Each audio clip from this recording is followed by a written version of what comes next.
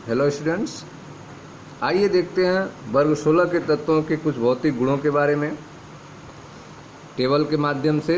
यह सारणी है आपका 7.6। वर्ग 16 में लिबरमोरियम को छोड़कर बाकी जो सदस्य हैं ऑक्सीजन परिवार के, उन सदस्यों की चर्चा की जाएगी। तो आइए स्टार्ट करते हैं। ऑक्सीजन, सल्फर, सेलेनियम, टेलोरियम और पोलोनियम, इनका परमाणु क्रमांक अगर देखा जाए तो आप देख रहे हैं कि ऑक्सीजन का परमाणु क्रमांक 8 है, सल्फर का 16, सेलेनियम का 34, टेलोरियम का 52 और पोलोनियम का 84। परमाणु क्रमांक का एक बढ़ता हुआ क्रम है। परमाणुविक द्रव्यमान की अगर बात किया जाए ग्राम पर मोल में, तो ऑक्सीजन का जो परमाणुविक द्रव्यमान होता है वो 16 होता है, सल्फर का 32.06, सेलेनियम का 78.96, टेलोरियम का 127.60, पोलोनियम का 210 है। तो आप देख रहे हैं कि परमाणु द्रव्यमान का भी एक बढ़ता हुआ क्रम है जब हम वर्ग 16 में ऊपर से नीचे की तरफ आते हैं। इलेक्ट्रॉनिक विन्यास, तो इलेक्ट्रॉनिक विन्यास ध्यान दें। Helium 2s2 2p4, neon 3s2 3p4, argon 3d10 4s2 4p4, krypton 4d10 5s2 5p4, xenon 5f14 5d10 6s2 6p4।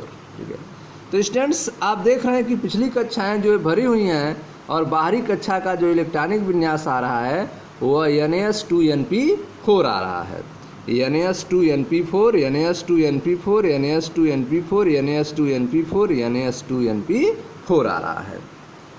ठीक है, तो यह वर्ग 16 के तत्वों के जो बाहरी कोश का इलेक्ट्रॉनिक विन्यास होता है वो क्या होता है? NAS2NP4 होता है। अगर सहसंयोजक त्रिज्या की बात की जाए पिकोमीटर में, तो आप देख रहे हैं ऑक्सीजन की सहसंयोजक त्रिज्या 66 पिकोमीटर, सल्फर की 104 पिकोमीटर, सेलेनियम की 117, टेलोरियम की 137, पोलोनियम की 146। तो आप देख रहे हैं कि सहसंयोजक त्रिज्या जो है वह वर्ग 16 में ऊपर से नीचे की जाने की तरफ बढ़ता है। जब हम ऊपर से नीचे की तरफ जाते हैं तो सहसंयोजक त्रिज्या का मान क्या होता है? बढ़ता है। ऑक्सीजन की सहसंयोजक त्रिज्या जो है सबसे कम होती है। ठीक है, ऑक्सीजन की सहसंयोजक त्रिज्या क्या है? सबसे कम है। इसके बारे में चर्चा किया जाएगा।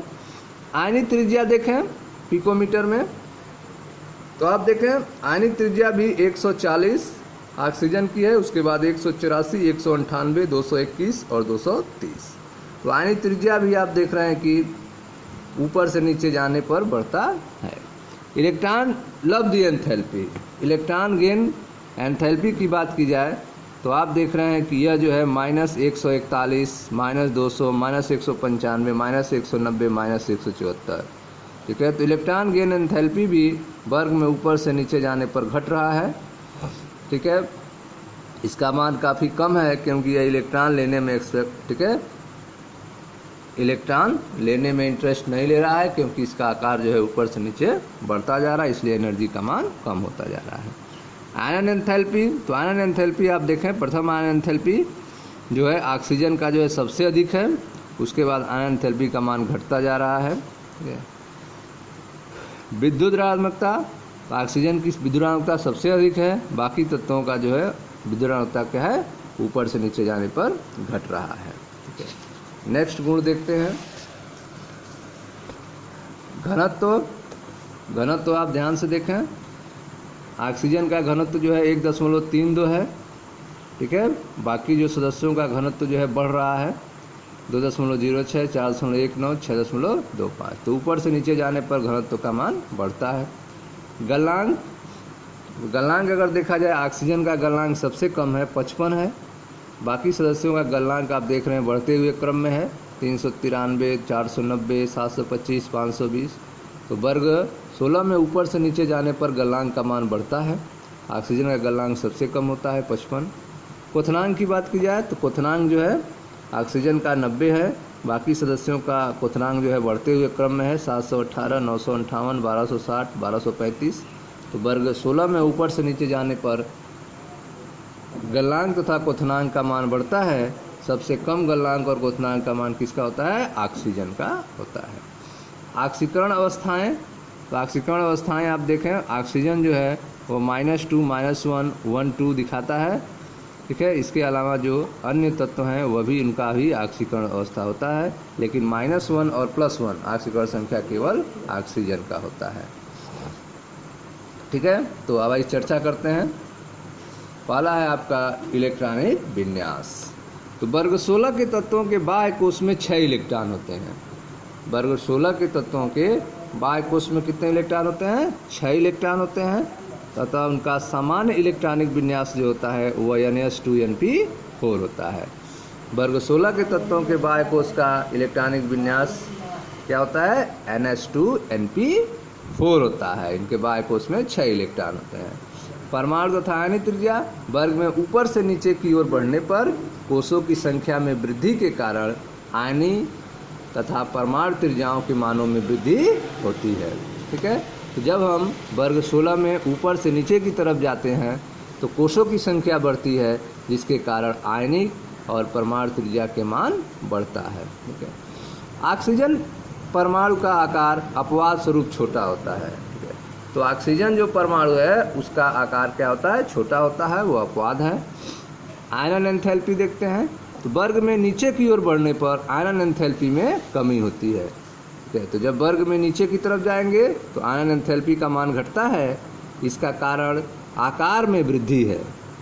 वर्ग में नीचे जाने पर आयनन एंथैल्पी का मान घटता है, तो इसका क्या कारण है? आकार में वृद्धि होना।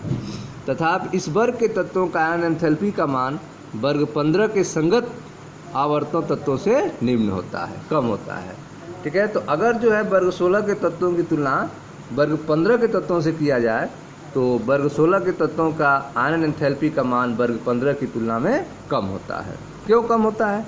इसका कारण यह है कि वर्ग 15 के तत्वों में अतिरिक्त अस्थायित्व होता है, क्योंकि उनमें जो ऑर्बिटल होते हैं वे आधे भरे होते हैं, जिसके कारण उसमें एक्स्ट्रा स्टेबिलिटी उत्पन्न हो जाता है।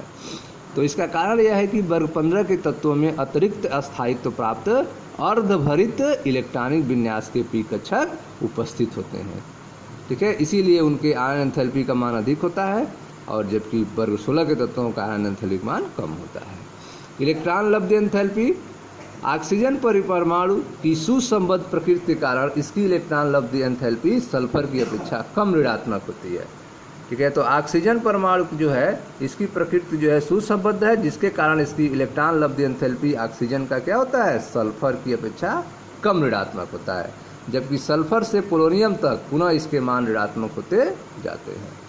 विद्युत ऋणात्मकता फ्लोरीन के बाद ऑक्सीजन की ऋणात्मकता का मान सब तत्वों से उच्चतम है, ठीक है। सबसे अधिक अगर विद्युत ऋणात्मक तत्व पूछा जाए तो वह फ्लोरीन होता है, उसके बाद जो है ऑक्सीजन का नंबर आता है।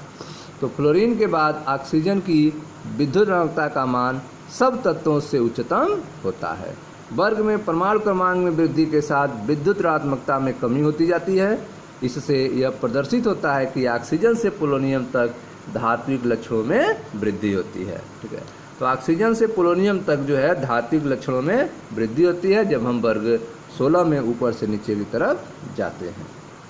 अब यहाँ एक छोटा सा क्वेश्चन है, उदाहरण के रूप में है, वर्ग 15 के संगत आवर्तों के तत्वों की तुलना में वर्ग 16 तत्वों के प्रथम आयनन एंथैल्पी का मान समानतः कम होता है, क्यों? इसका रीजन अभी हमने आपको बताया कि वर्ग 15 में जो है आधे भरित ऑर्बिटल होते हैं, जबकि 16 में ऐसा नहीं होता है। इसीलिए जो है वर्ग 15 का मान अधिक होता है और 16 का कम होता है। तो आंसर देख लें, वर्ग 15 के तत्वों में अतिरिक्त अस्थायित्व प्राप्त अर्धभरित इलेक्ट्रॉनिक विन्यास के पी कक्षक होते हैं, अतः वर्ग 16 के तत्वों की तुलना में इनमें से इलेक्ट्रॉन को निकलने में बहुत अधिक मात्रा में ऊर्जा की आवश्यकता होती है, ठीक है। अब आपका है भौतिक गुण के बारे में। तो आइए भौतिक गुण देख लेते हैं। वर्ग 16 के तत्वों के कुछ भौतिक गुण सारणी 7.6 में दिए गए हैं। तो अभी तक आपको हमने सारणी जो है शुरू स्टार्ट में चर्चा किया, उसके बाद उसके भौतिक गुणों के बारे में हमने चर्चा किया। इसके अलावा देखें, ऑक्सीजन तथा सल्फर अधातु। ऑक्सीजन और सल्फर क्या होते हैं? गैस के रूप में होते हैं, अधातु होते हैं। सेलेनियम तथा टेलोरियम उपधातु हैं, ठीक है। सेलेनियम और टेलोरियम क्या होते हैं? उपधातु हैं, जबकि पोलोनियम एक धातु है। पोलोनियम क्या होता है? एक धातु होता है, मेटल होता है। ठीक है। तो आप देख रहे हैं कि ऑक्सीजन और सल्फर जो है अधातु होते हैं, सेलेनियम टेलोरियम जो है उपधातु हैं, जबकि पोलोनियम एक धातु होता है। पोलोनियम रेडियोधर्मी होता है। जो पोलोनियम होता है वो रेडियो एक्टिव एलिमेंट है, रेडियोधर्मी होता है। इसकी जो अर्ध आयु होती है वह अल्प समय की होती है, 13.8 दिन जो है। ठीक है, जो पोलोनियम की अर्ध आयु है वो लगभग कितनी है, 13.8 दिन है। ठीक है, सभी तत्व अपरूपता प्रदर्शित करते हैं। वर्ग 16 के जो तत्व हैं वो क्या प्रदर्शित करते हैं, अपरूपता प्रदर्शित करते हैं। वर्ग में नीचे की ओर बढ़ने पर परमाणु क्रमांक में वृद्धि के साथ गलनांक और क्वथनांक में वृद्धि होती है। ठीक है, तो आपको हमने बताया था गलनांक और क्वथनांक में सारणी के माध्यम से वर्ग में नीचे की ओर हम जैसे जैसे जाते हैं गलनांक और क्वथनांक दोनों का मान क्या होता है, बढ़ता है। तो आप देख रहे हैं 55 से बढ़कर 520 हो जा रहा है। क्वथनांक गलनांक और क्वथनांक जो है 90 से बढ़कर 1235 हो जा रहा है। तो वर्ग में ऊपर से नीचे के जाने पर गलनांक और क्वथनांक का मान क्या होता है, बढ़ता है। ऑक्सीजन तथा सल्फर के गलनांक और क्वथनांक के मध्य बहुत ज़्यादा अंतर होता है। ऑक्सीजन और सल्फर के गलनांक और क्वथनांक की तुलना किया जाए तो काफ़ी अंतर है। ऑक्सीजन में गलनांक 55 है, जबकि सल्फर में 393 है, तो काफ़ी डिफरेंस मिल रहा है। क्वथनांक जो है ऑक्सीजन का 90 है, जबकि सल्फर में 718 है, तो काफ़ी डिफरेंस मिल रहा है। ठीक है, तो ऑक्सीजन तथा सल्फर के गलनांक और क्वथनांक के मध्य बहुत ज़्यादा अंतर को उसकी परमाणुकता के आधार पर समझाया जा सकता है। ऑक्सीजन और सल्फर के गलनांक और क्वथनांक में काफ़ी ज़्यादा अंतर है। इसका क्या कारण है, तो इसको समझाने के लिए आप किसका सहारा लेंगे, एटॉमिसिटी का सहारा लेंगे। परमाणुकता के आधार पर आप समझाएंगे।